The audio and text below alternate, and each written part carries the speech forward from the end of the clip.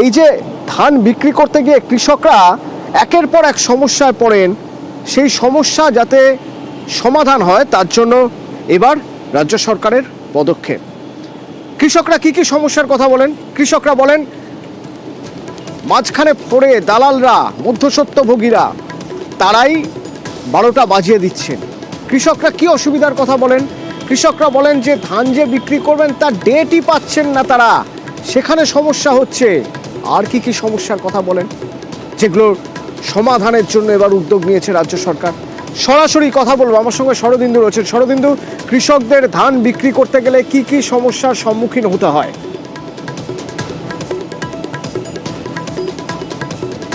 দেখো, প্রথমেই যেটা বলার যে কৃষকরা এতদিন ধরে অভিযোগ জানিয়ে আসছিলেন যে এই যে সহায়ক মূল্যে ধান বিক্রির ক্ষেত্রে প্রধান সমস্যা হয়ে দাঁড়ায় যে ডেট পাওয়া।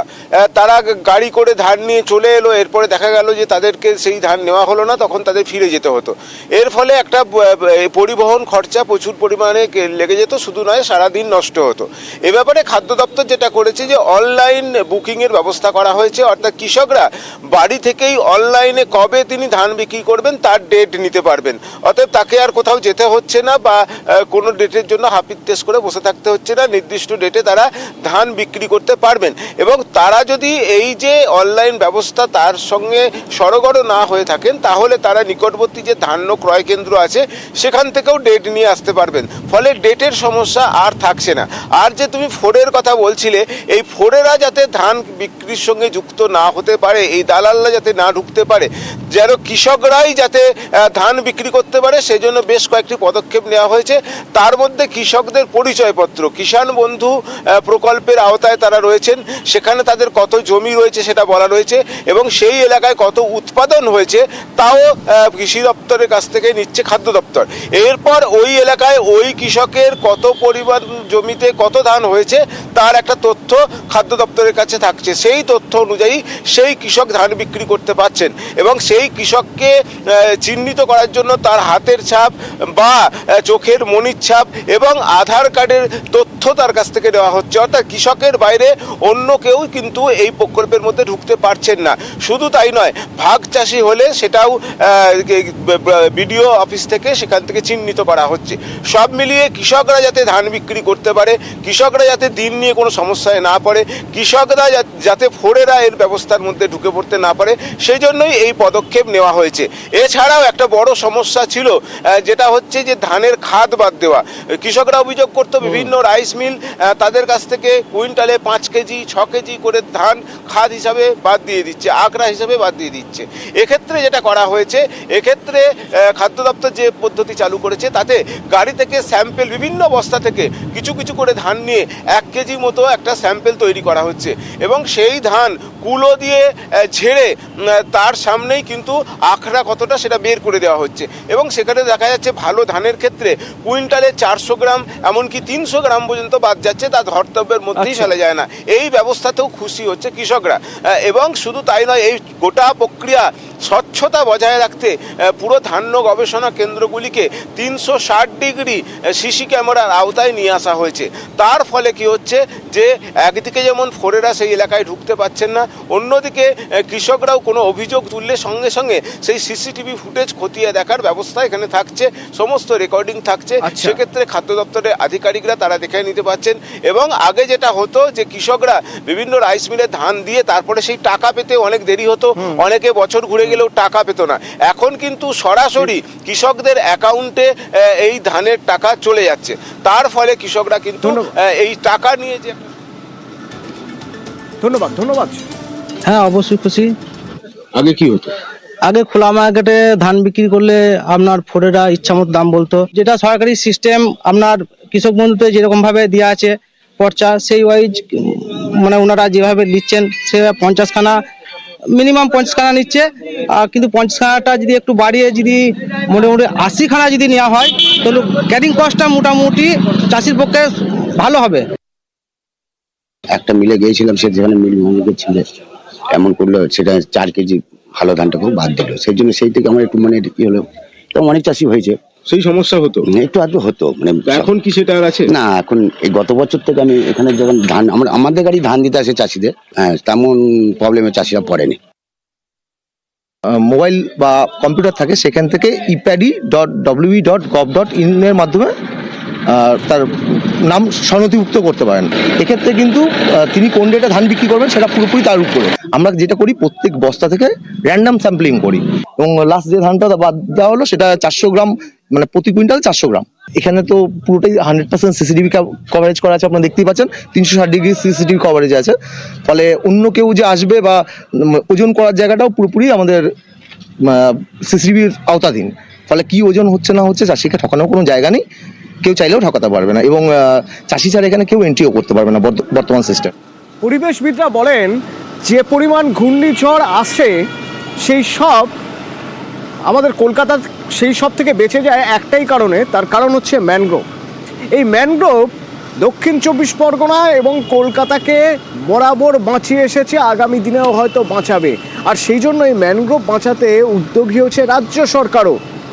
কিন্তু এরই মাঝে কেউ বা কারা নিজেদের স্বার্থ সিদ্ধির জন্য ম্যানগ্রোভ ধ্বংস করে চলেছে।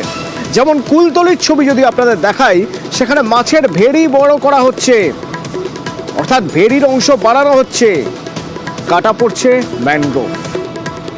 কিন্তু কারা? যেখানে সরকার উদ্যোগ নিচ্ছে ম্যানগ্রোভ বাঁচাতে হবে, সেই রকম জায়গায় দাঁড়িয়ে কে বা কারা এই ধরনের কাজ করতে পারে এবং এই যে কাজ করছে তা কারো নজরে পড়ছে না। কুলতলি থেকে আমার সঙ্গে অর্পণ রয়েছেন, সরাসরি বলতে পারবেন অর্পণ। একদমই অতটা তুমি যে প্রশ্নটা করলে এটাই সাধারণ মানুষের প্রশ্ন, রাজনীতি যারা বিরোধী পার্টি তাদের প্রশ্ন, যে এই যে ম্যানগ্রোভ কাটছে, সংবাদ মাধ্যম গিয়ে ছবি তুলছে, আর্থ রিমুভারের ছবি তুলছে, সেখানে বক্তব্য নিচ্ছে, প্রশাসন কেন সেই বিষয়ে জানতে পারছে না? আর তুমি যে বিষয়টা বললে, বরাবরই দেখা গিয়েছে প্রাকৃতিক দুর্যোগ থেকেই একমাত্র ম্যানগ্রোভই সুন্দরবন সহ শহরতলিকে বাঁচিয়ে রেখেছে। সেই ম্যানগ্রোভের গাছ দিনের পর দিন কাটা হচ্ছে। কুলতলি যে গোপালগঞ্জ 5 নম্বর গড়ানকাঠির আমরা ছবি দেখাচ্ছি, সেখানে শুধুমাত্র একটি ব্যক্তির স্বার্থে, অর্থাৎ পালান নস্কর যার নাম, তার স্বার্থে তিনি সেটা কি করছেন না, তার যে ভেড়ি ছিল সেই ভেড়িটাও বেআইনি, কারণ তিনি দখলদারিতে রয়েছেন, সেই ভেড়ির পরিমাণ তিনি বাড়াচ্ছেন। আর সেখানে দেখা যাচ্ছে যে পরস্পর বেশ কয়েকটি গাছ তিনি কেটে ফেলেছেন এবং সেই ম্যানগ্রোভের গাছ, এটা সরু গাছ না, বেশ মোটা মোটা গাছ তিনি কেটে ফেললেন। একবার শোনা যাক তিনি কি বলছেন। বিচারিকার আমার এই নতুন করে করছেন কেন? রাস্তাটা তুলে পার ফেলছি তো। এর কাগজ আছে আপনার কাছে? না, সরকারি জমি না আপনার জমি? না সরকারি জমি। তাহলে আপনি দখল করে নিচ্ছেন? দখল বলতে আর রাস্তা ঘোর হয়ে আছে, রাস্তাটা তুলে পার ফেলতে আমরা বাইরে নিচ্ছি। এই মাছের ভেড়ির কাগজ আছে আপনার কাছে? না। তাহলে কিভাবে আপনি দখল করছেন? দখল তো আমাদের যেভাবে করে সবাই খাচ্ছি এইভাবে খাচ্ছি। এই তো গাছ ছিল দেখতে পাচ্ছি, ওই 2-4টা দোকানে গোটাচারি গাছ ছিল, যারা এসেছিল। গাছগুলো মেরে দিয়েছেন? না এই তো ওই তো গাছ মরে গেছে দেখছি, ওগুলো পোকা খেয়েছে, এই তো পড়ে আছে। ক্যামেরার সামনে বলছেন সরকারি জমি অর্পণ, তার মানে উনি জানেন না এমন নয়। তো কত বড় অপরাধ করছেন সেটা জানেন না, নাকি জেনে শুনে অপরাধ করছেন এটা বুঝে যে গায়ে হাত দেওয়ার কেউ নেই? একদমই জেনে শুনেই এই অপরাধগুলো তারা করছেন এবং ম্যানগ্রোভ কাটা সর্বত্র সব সময় প্রচারিত।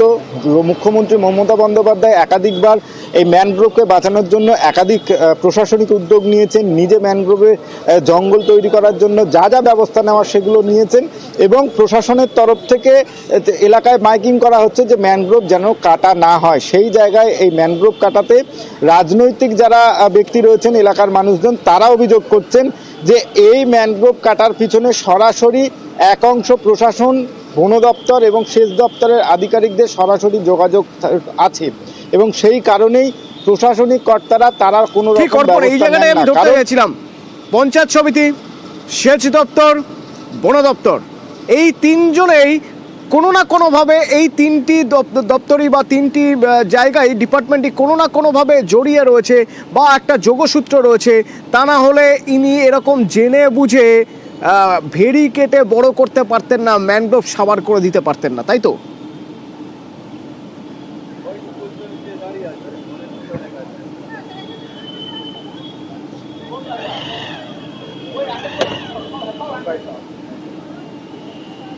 অর্পণ, তার মানে এই তিনটে ডিপার্টমেন্ট, বন দপ্তর, সেচ দপ্তর এবং গ্রাম পঞ্চায়েত, এই পঞ্চায়েত দপ্তর, এই তিনটে দপ্তরের কেউ না কেউ একসঙ্গে জড়িত রয়েছেন এই পালান নস্করের সঙ্গে। একদমই স্বাভাবিক ব্যাপার, কারণ হচ্ছে তুমি জানবে যে প্রতি মাসেই একটা করে ম্যানগ্রোভ কাটার খবর আমরা দেখিয়ে থাকি। প্রশাসন এবং যারা বন দপ্তরের আধিকারিকরা রয়েছেন তাদের ডিউটি রয়েছেন যে বনাঞ্চলগুলো তাদেরকে রেকি করার কথা, অর্থাৎ সকালে বিকেলে সেখানে দেখার কথা। সেখানে এই মাতলা নদীর চরে কিভাবে গাছ কাটা হচ্ছে, একটা দুটো না, তুমি ছবিতেই দেখতে পারবে যে প্রায় 10 থেকে 15টি গাছ কাটা হয়েছে এবং সেই গাছ কারোর নজরে না আসে সেই কারণে কিন্তু মাটি চাপা দিয়ে দেওয়া হচ্ছে। গাছ কাটা হচ্ছে, সেই গাছের ওপর মাটি চাপিয়ে দিলে স্বাভাবিকভাবেই দূর থেকে লক্ষ্য করা সম্ভব নয়, কিন্তু তারা যদি লক্ষ্য রাখেন তাহলে কেন দেখতে পাচ্ছেন না? সংবাদ মাধ্যম যেখানে জানতে পারছে সেখানে পুলিশ প্রশাসন কেন যাচ্ছে না? তাই স্বাভাবিকভাবেই প্রশ্ন উঠছে যে এই প্রশাসনিক যারা কর্তা, যারা নজর রাখার কথা, তাদের সঙ্গে তাদের যে একাংশের সঙ্গে এই যারা অসাধু কাজ করে বেড়াচ্ছেন তাদেরকে মাটি চাপা দিয়ে রেখে সত্যি ধামা চাপা দিয়ে রাখা যাবে না। প্রয়োজনে মাটি সরিয়ে সেই সত্যি আমরা তো খুঁজে বার করবই, সেই ছবি তো দেখাবই। দেখা যাক এবার প্রশাসনিক পদক্ষেপ হয় কিনা। কোথায় কিভাবে গাছ কেটে ফিশারি করছে, আমার পিয়ালি বিট ফরেস্ট অফিস আছে, তদন্ত করে কুলতলি থানার মাধ্যমে আইনত ব্যবস্থা নেওয়ার জন্য আমরা চেষ্টা করব।